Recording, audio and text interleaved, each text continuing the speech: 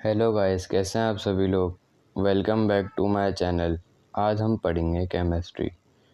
तो कल हमने पढ़ा था कल हमने पढ़ा था फॉरवर्ड रिएक्शन और रिवर्स रिएक्शन। ठीक है, तो बेसिकली आज आज हम उसकी डेरिवेशन करेंगे। जैसे कि मैंने आपको पिछले लेक्चर में बता दिया था कि अगले लेक्चर में हमें डेरिवेशन करनी थी। ठीक है, तो आज हम इसकी डेरिवेशन कर रहे हैं।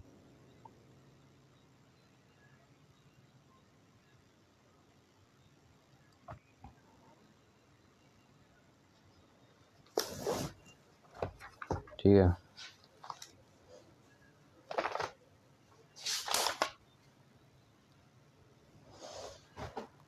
तो डेरिवेशन में सबसे पहले हम लिखेंगे आर एफ, जो कि रिप्रेजेंट करता है फॉरवर्ड डायरेक्शन को। डायरेक्टली प्रोपोर्शनल है एक्टिव मास के। इसको हम ए डॉट एम से शो कर रहे हैं, अभी फ़िलहाल के लिए ए डॉट एम लगा रहे हैं हम। ठीक है, और ये है आर आर। ठीक है, यानी कि रिवर्स रिएक्शन या फिर बैकवर्ड रिएक्शन, जिसे हम आराम से बोल सकते हैं। इसको भी हम ए डॉट एम से शो करेंगे, यानी कि एक्टिव मास से। अब ये आर एफ डायरेक्टली प्रोपोर्शनल है active mass of A power small a और active mass of B power small b. आप लोगों को शायद पता होगा कि एक्टिव मास को शो करने का तरीका ये स्क्वायर ब्रैकेट होता है। ठीक है ना,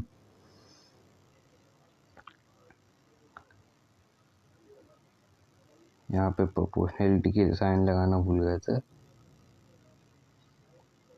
ये डायरेक्टली प्रोपोर्शनल है active mass of C power small c और एक्टिव मास ऑफ डी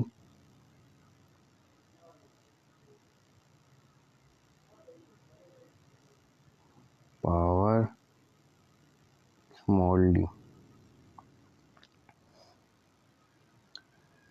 तो फिर यहाँ पे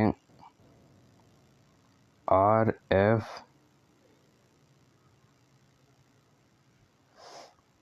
is equal to K F, यानी कि आप लोगों ने एक चीज़ नोटिस की, हमने यहाँ पे प्रोपोर्शनलिटी की साइन हटा दी। ठीक है, तो हमने उसकी जगह पे इज इक्वल टू और एक कांस्टेंट लगा दिया।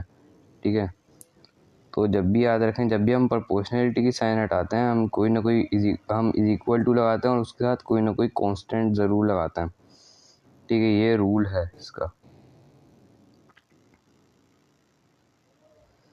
एक्टिव मास मतलब के F active mass of A power A, active mass of B power small B, फिर आर आर इक्वल टू, यहाँ पे भी हम कांस्टेंट लगाएंगे के आर,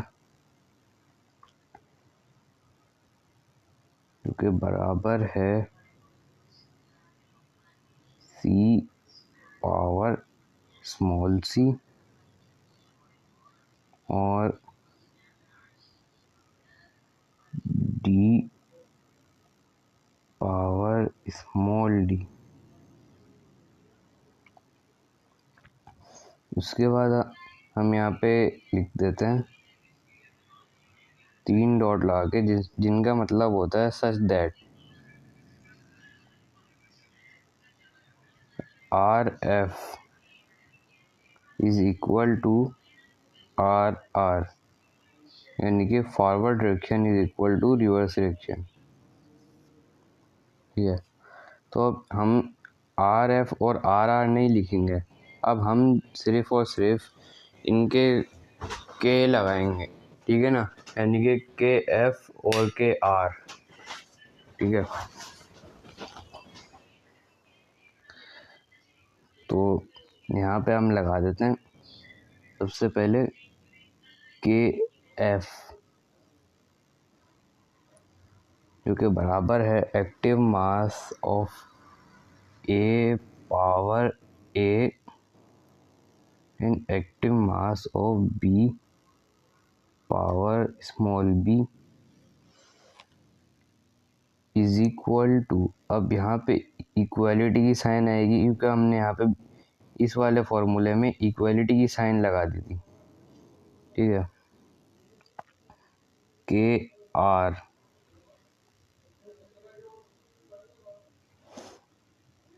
आर बराबर है active mass of C power small C D power small d.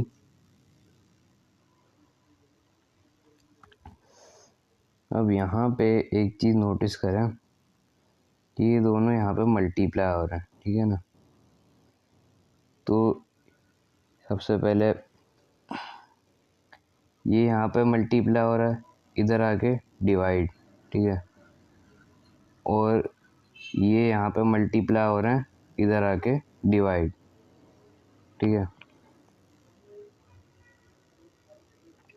तो फिर हम इसे कुछ इस तरह लिखेंगे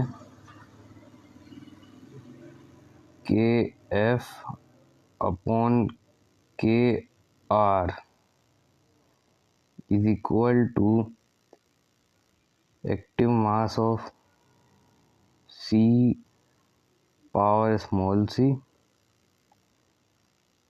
D power small d upon active mass of A power small a और बी पावर स्मॉल बी, ठीक है। तो यहाँ पे हम देखते हैं कि जो है ना के एफ अपॉन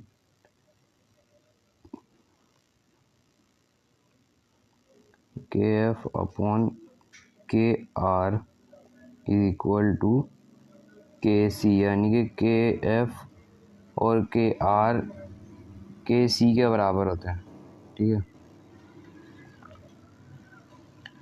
अब यहाँ पे हम देखते हैं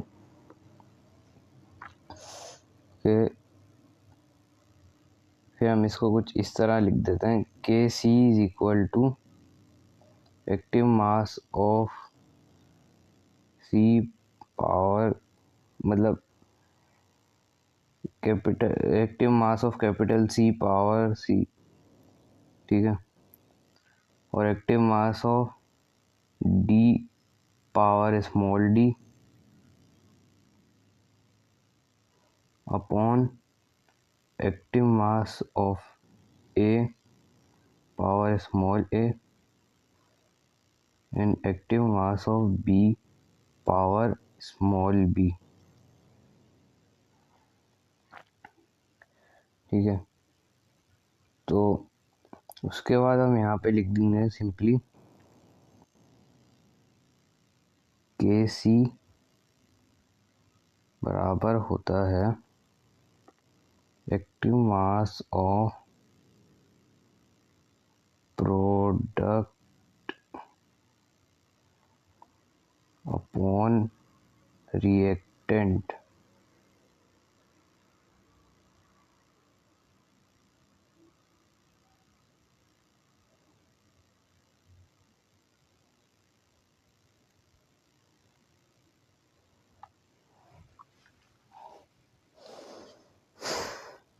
तो ये हमारे पास इसकी इक्वेशन बन गई, ठीक है। उम्मीद है आप लोगों को यहाँ तक समझ में आ गया होगा। ये हमारी यहाँ तक डेरिवेशन कंप्लीट हो गई, ये हमारा आंसर आ गया, ठीक है। ये हमारा आंसर है आज का। और अगर आप लोगों को समझ नहीं आया तो फिर मैं इसको एक बार रिपीट कर लेता हूँ।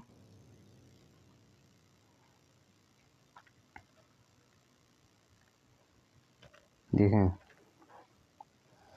ये RF है यानी कि फॉरवर्ड डायरेक्शन, ठीक है। और ये RR है यानी कि रिवर्स डायरेक्शन। ये RF यानी कि ये है रिएक्टेंट और ये प्रोडक्ट। ऐसे ही ये रिएक्टेंट, ये प्रोडक्ट।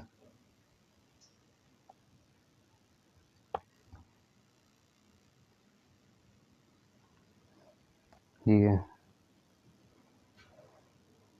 तो यहाँ पे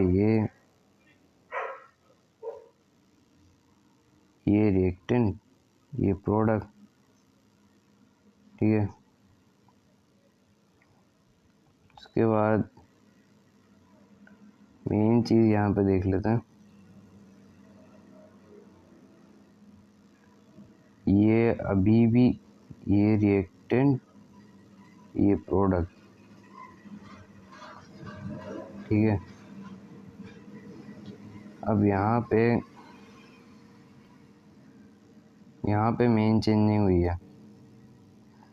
यहाँ पे फॉरवर्ड डायरेक्शन के सामने जो है ना प्रोडक्ट की वैल्यू रख दी इन्होंने, और रिवर्स डायरेक्शन के सामने रिएक्टेंट की वैल्यू रख दी, ठीक है। तो अब यहाँ पे नीचे देख लेते हैं इसको, मगर KF और KR बराबर हो गए KC के, ठीक है। तो ये फॉरवर्ड और रिवर्स का इनका चक्कर ख़त्म हो गया, ठीक है। अब प्रोडक्ट और रिएक्टेंट का चक्कर हमारे पास शुरू हो गया यहाँ पे, ठीक है। तो यहाँ पर हमारे पास ये है प्रोडक्ट और ये है हमारे पास रिएक्टेंट, और ये प्रोडक्ट और ये रिएक्टेंट। मतलब वैल्यू ऑफ प्रोडक्ट बन गई ना वो तो ऊपर, ये तो वैल्यू ऑफ प्रोडक्ट बन गई और ये वैल्यू ऑफ रिएक्टेंट बन गई। आई बात समझ में? उम्मीद है आप लोगों को ये वीडियो समझ में आई होगी। अगर आपको मेरी वीडियो अच्छी लगी तो आप लाइक, सब्सक्राइब, शेयर और कमेंट कर दिया करें। और अगर कोई क्वेश्चन हो तो कमेंट बॉक्स में पूछ लिया करें। ठीक है, अल्लाह हाफिज़।